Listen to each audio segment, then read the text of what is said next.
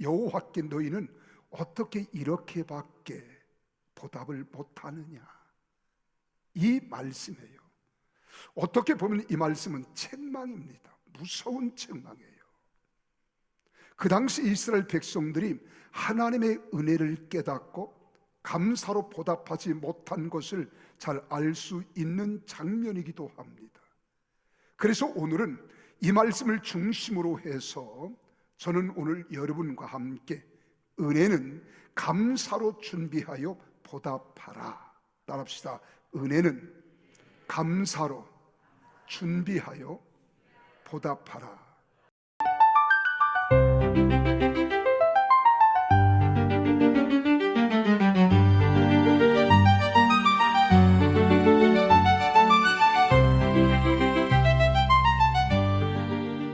안녕하세요. 더 딥다이브입니다. 반갑습니다. 네, 안녕하세요. 오늘은 2025년 10월 5일자 설교인데요. 평택순복음교회 강원식 담임 목사님의 은혜는 감사로 준비하여 보답하라, 이 설교를 좀 깊이 들여다보려고 합니다. 네, 제목부터가 딱 메시지가 명확하죠? 그렇죠. 이게 구약성경 신명기를 바탕으로 하고 있는데 하나님한테 정말 큰 은혜를 받았는데도 이스라엘 백성들이 감사로 보답하지 못했다. 이 역사를 먼저 짚어주더라고요. 맞아요. 신명기 32장이 주된 본문인데 모세가 죽기 전에 이스라엘 백성들에게 남긴 마지막 노래이자 어떻게 보면 경고죠. 그런데 이 설교가 여기서 멈추지 않는다는 게 중요해요. 그냥 옛날 이스라엘 이야기만이 아니라 이걸 오늘날 우리, 특히 대한민국 현실이랑 직접 연결시키더라고요. 네, 그 부분이 상당히 강렬했습니다. 대한민국의 어떤 특정 역사적 사건들이나 지금의 상황을 하나님과 미국의 은혜 이렇게 딱 규정을 하고요. 그러면서 이제 국가적으로 감사해야 한다. 이걸 아주 강하게 요구하는 거죠. 맞습니다. 그래서 오늘 저희가 좀 파고들 지점은 바로 이거예요. 강원식 목사님이 성경 해석을 통해서 어떻게 감사의 중요성을 말하고 또 배은망덕은 위험하다 경고하면서 이걸 개인 신앙을 넘어서 국가 정체성이나 특정 역사인식하고 연결하는지 그 논리를 한번 따라가 보자는 거죠. 네, 흥미로운 지점들이 많을 것 같습니다. 자, 그럼 본격적으로 한번 들어가 볼까요? 설교의 중심은 신명기 32장이라고 하셨죠? 네, 원래는 31장 30절부터 32장 47절까지 읽으면 좋다고 권장하셨는데 실제 설교에서는 시간상 32장 1절에서 8절까지만 봉독하고 시작했어요. 아, 그렇군요. 그리고 그 중에서도 핵심 구절은 역시 6절. 어리석고 지혜 없는 백성아, 여호와께 이같이 보답하느냐. 이야, 굉장히 직접적이네요. 그렇죠. 하나님의 은혜를 그냥 잊어버린 이스라엘을 향한 모세의 정말 통렬한 질책입니다. 설교 전체를 꿰뚫는 문제의식이 여기에 딱 담겨 있다고 볼 수 있어요. 그 강한 책망. 왜 은혜를 받고도 감사로 갚지 못하냐, 이 질문에서 설교가 이제 풀려나가기 시작하는군요. 네, 맞습니다. 그래서 먼저 감사가 얼마나 좋은 건지 그 긍정적인 힘을 여러 각도에서 이야기하더라고요. 네, 하나님께 영광 돌리는 건 기본이고 가정의 행복, 사회를 아름답게 하고 관계를 부드럽게 하는 윤활유 역할까지 한다고요. 일상적인 예시들이 좀 재밌었어요. 아내가 남편이 고맙다 한마디 해주면 피로가 싹 풀리고. 그렇죠. 남편은 또 아내의 감사 표현에 막 어깨를 으쓱해지고 그런 거 있잖아요. 네, 자녀들은 칭찬해주면 신나고 부부는 또 자녀가 고맙다고 하면 큰 위로받고 아주 구체적인 그림을 그리더라고요. 아, 그리고 미국의 금문교회라도 나왔었죠. 네네, 그거 흥미로웠어요. 추수감사절에 어떤 운전자가 자기 통행료 내면서 뒷차고까지 내줬더니 그게 계속 이어져서 그날 500대가 넘게 공짜로 지나갔다는 이야기. 와, 500대요? 네, 그러니까 개인의 작은 감사가 이렇게 연쇄적으로 선한 행동을 일으키고 사회 전체에 좋은 영향을 줄 수 있다. 이걸 보여주는 사례로 쓴 거죠. 감사의 전염성 같은 거요. 감사가 파져나간다. 네, 그 메시지는 잘 전달된 것 같아요. 그런데 설교는 바로 다시 이스라엘 이야기로 돌아가서 그들의 실패를 우리가 꼭 기억해야 한다. 반면교사로 삼아야 한다. 이렇게 강조하죠. 맞습니다. 하나님이 이스라엘을 얼마나 특별하게 여기셨는지 여호와의 분깃, 택하신 기업이라고 신명기 32장 9절에 나오는데 그렇게 특별 대우를 받았는데도 결국 감사로 보답하지 못했다는 거예요. 그 실패, 그러니까 배은망덕의 구체적인 모습들을 설교에서 어떻게 지적했나요? 몇 가지로 정리해 볼 수 있는데요. 첫째는 신명기 32장 5절을 근거로 하나님 앞에서 악을 행하고 흠 많고 삐뚤어진 세대가 되었다는 점. 흠 많고 삐뚤어졌다. 둘째는 15절인데 여수룬이라는 말이 나와요. 이게 이스라엘의 애칭인데 사랑받는 자라는 뜻이거든요. 근데 이 여수룬이 잘 살게 되니까 기름지고 살찌니까 교만해져서 자기를 지으신 하나님을 발로 찼다 이렇게 비판합니다. 아, 풍요가 오히려 독이 된 거네요. 그렇죠. 물질적 풍요가 영적 타락으로 이어진 거죠. 셋째는 같은 15절 뒷부분인데 자기를 구원한 반석이신 하나님을 버리고 업신여겼다는 것.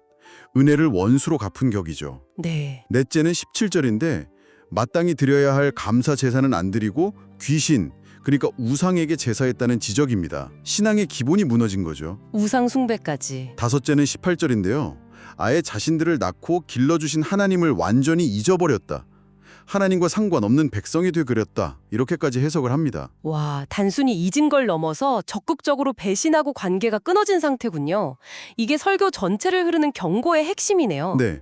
그래서 모세의 그 질책, 어리석고 지혜 없는 백성아, 이걸 반복하면서 이게 그냥 옛날 이야기가 아니라 오늘 우리, 특히 설교를 듣고 있는 당신을 향한 경고다. 이렇게 못 박는 거죠. 그렇군요. 그리고 이스라엘의 실패와 아주 극명하게 대조하면서 그럼 그들이 왜 감사해야 했는지, 하나님이 베푸신 은혜가 도대체 뭐였는지를 구체적으로 다시 이야기합니다.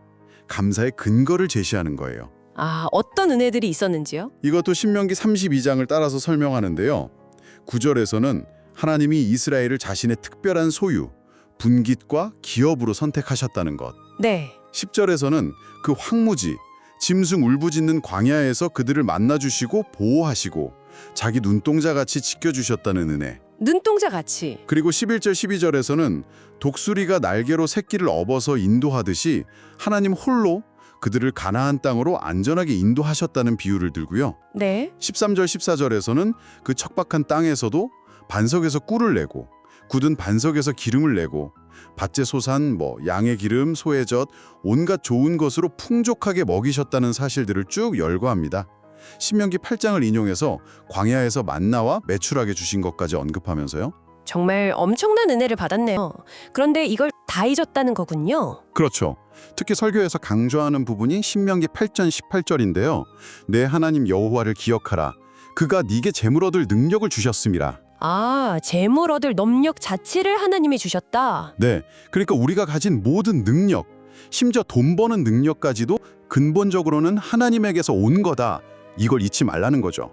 내 힘으로 다 이뤘다고 교만해지는 순간 이스라엘처럼 된다는 아주 강력한 경고인 셈입니다. 자, 바로 이 지점에서 설교가 아주 중요하고 어쩌면 좀 논쟁적일 수 있는 대전환을 시도하는 것 같아요. 맞습니다. 강원식 목사님이 지금까지 이야기한 이스라엘의 배은망덕과 하나님의 은혜, 이 구도를 현재 대한민국 상황에 그대로 가져와서 적용시키는데요.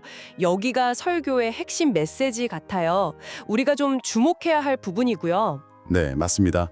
이 대목에서는 저희가 어떤 평가나 동의를 하는 게 아니라 설교에서 제시된 한국 역사와 현실에 대한 강원식 목사님의 그 관점을 그냥 있는 그대로 중립적으로 전달하는 게 중요할 것 같습니다. 네, 그 점을 분명히 하고 가죠. 설교 내용을 전달하는 겁니다. 설교에서는 대한민국이 감사해야 할 이유를 크게 몇 가지로 제시합니다.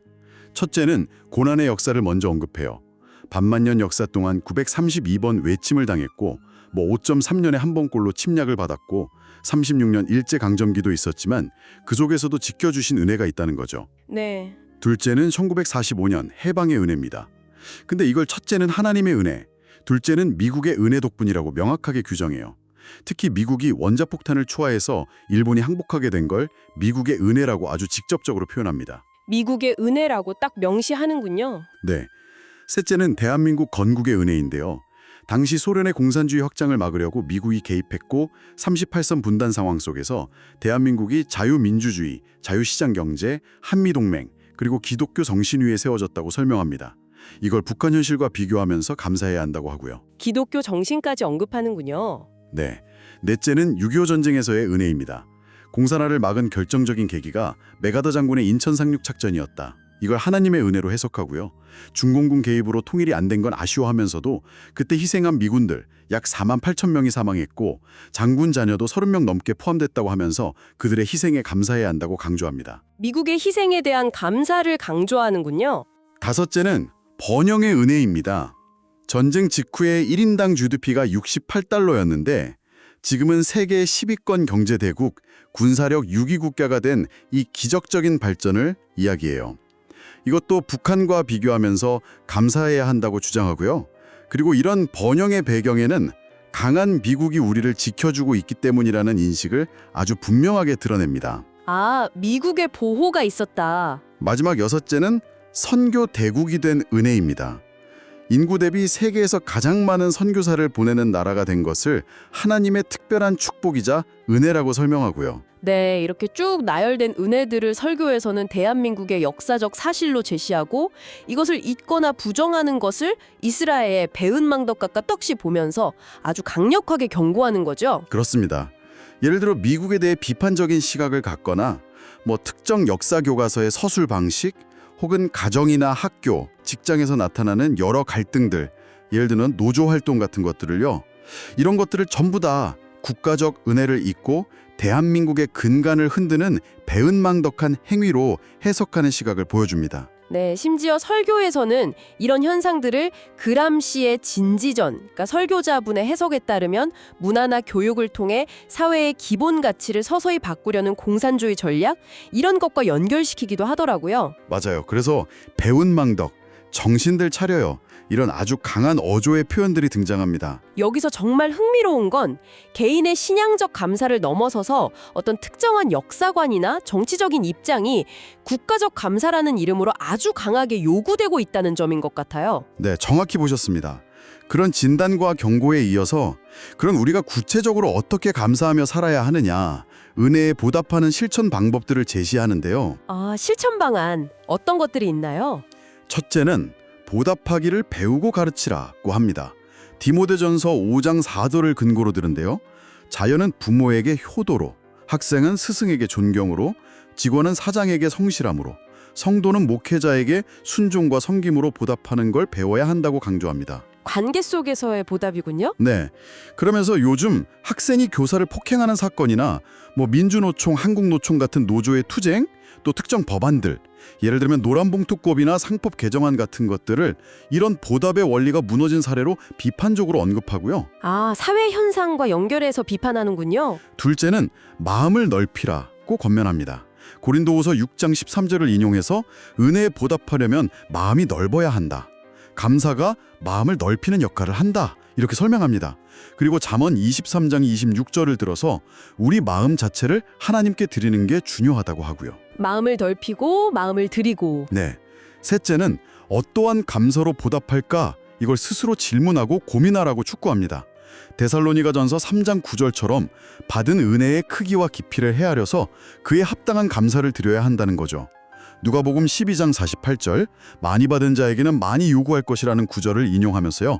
큰 은혜에는 큰 감사로, 작은 은혜라도 깨달았다면 그에 맞는 감사로 보답해야 한다고 역설합니다. 결국 이 설교의 메시지는 듣는 우리에게도 직접적으로 와닿는 것 같아요.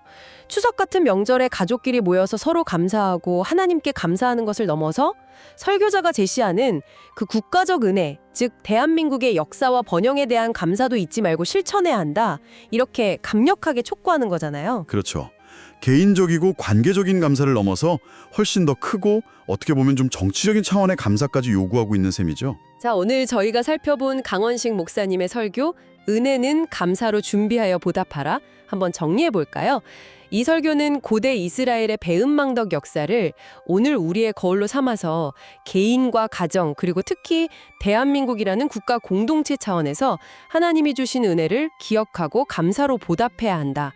이걸 아주 강하게 말하는 메시지였습니다. 네, 은혜를 잊는 것이 얼마나 위험한지 경고하면서 하나님과 국가 또 우리 주변 사람들에게 적극적으로 감사를 표현하고 실천하라고 촉구하고 있죠. 이 모든 내용들 여러분께는 어떤 울림으로 다가오셨나요? 네, 이 설교의 가장 두드러진 특징은 역시 대한민국의 역사 발전과 현재 상황을 하나님과 미국의 은혜라는 어떤 특정 틀로 해석하고 여기에 대한 국가적 감사를 굉장히 강하게 요구한다는 점인 것 같아요. 그렇죠. 그리고 현재 우리 사회가 겪는 여러 갈등이나 문제들을 은혜를 잊은 배은망덕이라는 어떤 종교적이고 도덕적인 관점에서 진단하고 있다는 점도 좀 주목할 만하고요.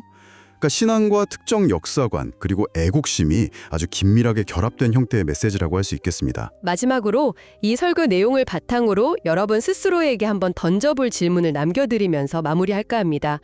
이 설교는 어떤 특정 역사 해석과 현재 사회 정치적 상황에 대한 우려를 신적인 은혜와 감사라는 개념에 아주 강하게 연결하고 있습니다. 네. 이런 주장을 접하면서 여러분은 개인의 신앙, 또 국가에 대한 소속감이나 정체성, 그리고 우리가 은혜라고 부를 수 있는 어떤 역사적 경험이나 공동체의 자산, 이런 것들을 기억하고 보답하는 행위 사이의 관계를 어떻게 설정하시겠습니까? 특히 그 역사 해석이나 현실 진단에 대해서 다양한 시각이나 논쟁이 존재할 수 있는 상황에서 말이죠. 한번 깊이 생각해 볼 만한 질문인 것 같습니다. 네, 충분히 고민해 볼 가치가 있는 질문입니다.